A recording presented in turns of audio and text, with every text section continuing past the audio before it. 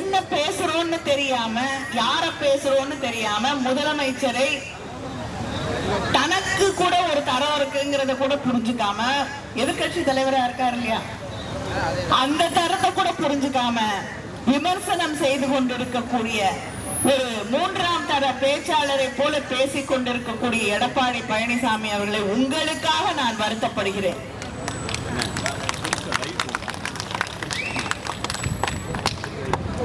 ஏன்னா உங்க எதிர்காலம் எப்படி இருக்கும் அப்படின்னு என்னால பார்க்க முடியுது. பிஜேபியோட கூட்டணி வச்ச நிறைய பேர் என்ன ஆனாங்கன்னு தெரியும்.